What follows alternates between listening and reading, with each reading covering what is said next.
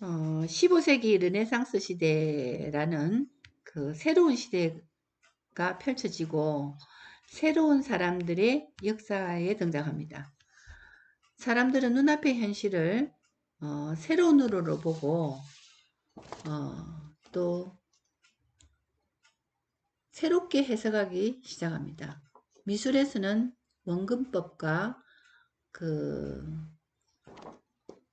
해부학을 바탕으로 한 사실주의 미술이 등장하게 되고, 음악에서는 경쾌하고 강한 선율의 그 음악이 등장합니다. 르네상스라는 새로운 시대의 정신은 무용에도 영향을 미쳐서 발레라는 근대적인 무용의 탄생을 가져옵니다. 그러나 이거 14, 15세기에 죄송합니다.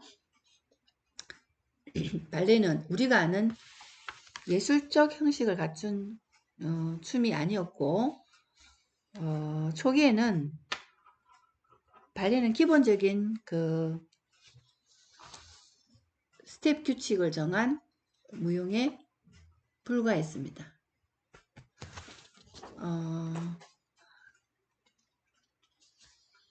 이 르네상스에 등장한 새로운 춤을 발레라고 하는데, 초기의 발레는 우리가 아는 예술적인 춤이 아니라, 즉 발레 그 궁중무용은 아주 사교와 여흥을 위한 무용의 범주에서 벗어나지 못하고 있었습니다. 초기의 발레는 약간의 스텝에 관한 규칙을 정한 정도의 춤에 불과했는데, 발레라는 용어는 춤을 추다 라는 이탈리어로 발라레에서 유래한 말로, 발라레는 무도장에서 추는 춤에 관한 발로에서 유래한 말입니다.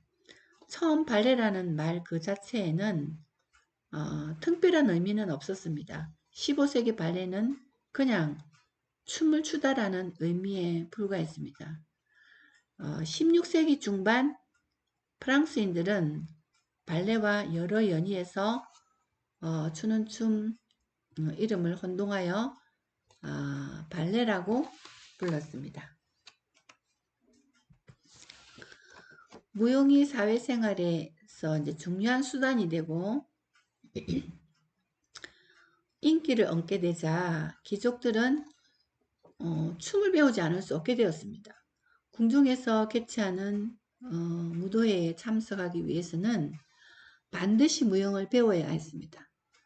당시는 그 직업 무용수가 없었기 때문에 궁중에서 벌어지는 공연에 귀족들이 직접 이렇게 이제 무용수로 참여하여 공연하였습니다. 그러니 만사제쳐 두고 무용을 배울 수밖에 없었습니다. 루이 14세와 같은 이제 왕은 신하들이 궁중에서 무용수 같이 우아하고 세련되게 움직이기를 바랐을 정도였습니다.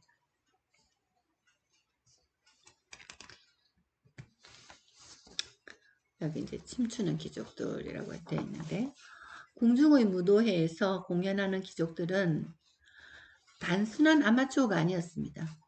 귀족 참가자들은 공연의 그 순서를 잘 숙지하고 있었고, 그 세련된 무용 테크닉을 익히고 있었습니다. 그들은 한 채 실수도 저지르지 않고 자신들의 역할을 잘 수행했습니다. 오랜 훈련과 숙달된 무용 테크닉을 익힌 덕분인데, 당시 무도회나 공연에 참여하는 귀족들은 전문직으로 지도하는 무용교사들이 있었는데, 귀족들은 궁중에서 무용을 배웠고 필요한 경우에는 개인적으로 무용교사들에게 배웠습니다. 그 르네상스의 무용은 단순한 기술 이상의 의미가 있었습니다. 이 시기의 무용은 그 사교의 매너와 교양, 무용기술 등이 결합된 그 무엇이었습니다. 다음 페이지로 보면 16세기가 되자 사람들은 이제 느릿느릿하게 진행되는 단순한 스텝의 댄스에 실증을 내기 시작했습니다. 그래서 세상은 빠르게 변화해 나가고 있는데 언제까지 늘어지는 이런 바스탕스에 맞춰서 춤을 출 수는 없었던 거죠. 그래서 자연 그 바스탕스의 인기는 시들해졌고 대신에 그 경쾌한 도약과 선회를 특징으로 하는 새로운 춤이 유행하였는데 그게 길리아드의 춤입니다. 길리아드는 르네상스에 시작되었는데 16세기 전 그 유럽으로 유럽으로 퍼져나가 유행하기 시작했는데 길리아드는 도약과 점프, 그 뛰는 것 등을 특징이었습니다. 그래서 이렇게 도약하거나 점프하거나 이렇게 뛰는 이러한 것들이 특징이었던 거죠. 그래서 이제 16세기의 춤은 그 무도호를 이제 선적으로 움직이는 것에서 이제 수직으로 그 하늘, 즉 수직으로 움직이기 시작했습니다. 언제까지 마룻바닥을 긁으면서 다닐 수는 없었기 때문에 새로운 춤을 이제 선보이는 거죠. 그래서 이제 포즈에서부터 바스탕스와는 다르게 그 이제 힘과 에너지가 느껴지는 것 같지 않습니까? 이제 조금 이제 약간 액티브해졌죠. 그리고 이제 볼타 춤은 이렇게 빙빙 도는 동작들이 많아서 볼타라고 불렀는데 귀족들이 이제 춤을 추고 있는데 이렇게 이제 점차 플로어를 미끄러지듯 선적으로 순회하던 바스탕스의 분위기하고는 전혀 다른 이제 모습으로 이제 이게 보면은 굉장히 활력이 있죠. 무용수들의 발을 보면 이제 전체적인 의상이 아래로 질질 끄는 것이 아니라 이제 짧아졌어요. 그래서 발을 가만히 마루에서 붙어 있지는 못합니다. 언제든지 하늘로 도약할 듯한 몸짓으로 이제 바스탕스 같은 춤으로는 시대의 분위기나 속도를 담아낼 수 없는 시대가 된 것입니다. 사람들은 이렇게 거추장스러운 옷들을 입고도 기꺼이 날아오르고자 하는 그러한 모습들입니다. 이들이 추는 춤은 길리아드에 변형된 볼타 춤으로 16세기 내내 그 유이궁정에서 볼타 춤을 유행했습니다. 볼타 춤은 빙빙 도는 동작이 많아서 여기에 자료에 있는 것과 같이 볼타라고 불렸는데 빙빙 돌거나 격렬한 동작이 많아서 춤추는 사람을 쉽게 흥분에 빠뜨려 춤추는 곳에 악마가 깃든다는 별명까지 붙었던 춤입니다. 이제 귀족들은 농민들보다 더 우악스럽고 소란스러운 춤을 추기 시작하였고 그런 이제 시대가 된 것입니다. 자, 그 다음에 15세기, 16세기의 군주들과 대귀족들은 자신들의 권력과 부를 가시하기 위해 대단한 구경거리를 만드는데 전력을 다했습니다. 그래서 그들은 가족의 결혼이나 기빈의 방문을 또는 즉위식 같은 행사가 있을 때에 연희를 베풀었는데 가능한 그것은 큰 구경거리로 만들었습니다. 그래서 연희와 군주의 권력과 힘을 가시하기 좋은 기회였기 때문에 되도록이면 화려하고 호화롭게 만들려고 노력합니다. 그들은 다양한 구경거리를 만들기 위해 유랑예술가들이나 시인이나 또 연예인들을 궁중으로 불러들였고 연예인들은 궁중에 머물면서 자신들의 능력을 최대한 발휘하면서 화려한 볼거리를 만들었습니다. 처음 식탁에서 시작된 연희는 중세 후반에 놀랄 만큼 이제 규모가 확대되면서 이제 16세기는 마침내 대축제로까지 커져 나갑니다.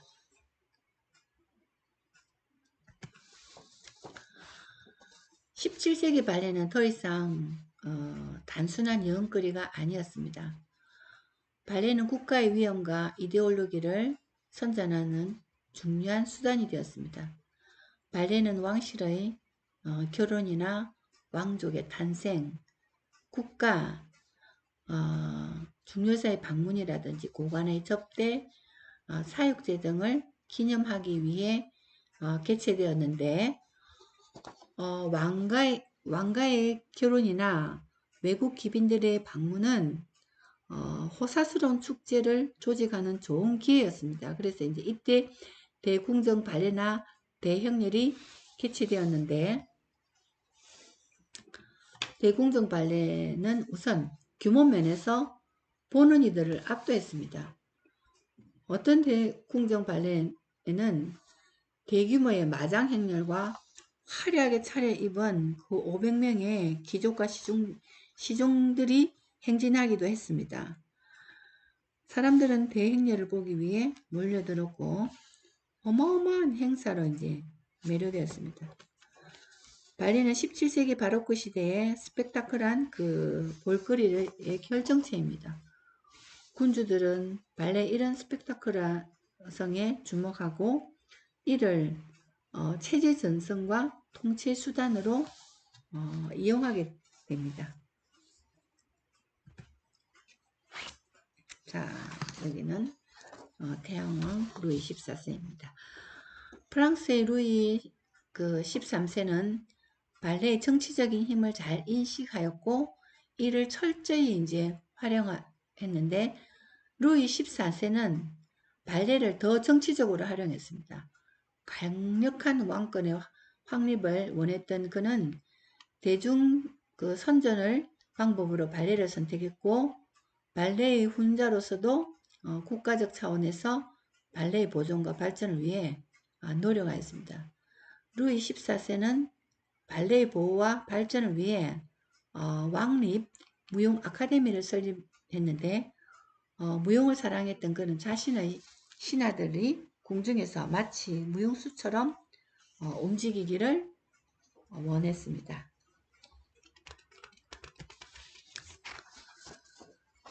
루이 14는 누구보다도 뛰어난 그 무용수였고 젊은 시절 누구보다도 무용 연습에 열심이었습니다. 1653년에 개최된 이 이제 밤의 발레라는 거기에서 이제 자료인데 루이 14세는 그 자기가 주인공이고 태양신 아폴로로 출연합니다. 아폴로로 분장한 루이 14세는 온통 황금색으로 반짝이는 이제 모습인 거죠. 그래서 이제 궁중 안은 금박을 입힌 그 동상과 금빛 같은 자수장식으로 태양처럼 다 이제 빛나게 했습니다. 그래서 이제 밤의 발레는 그 태양, 즉 루이 14세 자신을 중심으로 해서 우주와 세계가 회전한다는 내용의 공연입니다. 이 공연은 이제 프랑스의 그 누구도 태양인 자신에게 대항할 수 없게 되었음을 선포한 공연입니다. 루이 14세는 이 공연을 통해서 백성들과 신하들에게 태양은 절대적인 왕권을 의미하는 거죠. 그래서 이제 반항하면 용서하지 않겠다는 메시지를 전달한 것입니다. 그는 발레 공연을 통해 통치 수단으로 활용한 것입니다. 루이 14세에게 발레는 단순한 무용이 아니었고 국가가 발레를 보호하고 육성해야 한다고 생각했던 루이는 1661년에 왕립 무용 아카데미를 설립하게 됩니다. 그래서 프랑스 무용을 한 단계 높여 놓았다고 할 수 있겠습니다. 여러분들 잘 기억했다가 과제물 퀴즈에 답하셔야 됩니다. 그리고 이제 1661년 루이 14세는 왕립무용 아카데미를 설립합니다. 아카데미의 설립은 이제 무용이 단순한 몸짓의 기술이 아닌 무용의 과학적 교육을 의미하는 것입니다. 아카데미는 체계적인 무용 이론과 교육 원리, 그 무용 테크닉을 교육시켜서 수준 높은 무용 예술을 교육시켜 나갔고, 아카데미의 설립으로 아마추어의 영 수준에서 불과했던 발레는 과학적 무용 예술로 전문화되어 나갈 수 있는 토대가 마련됩니다.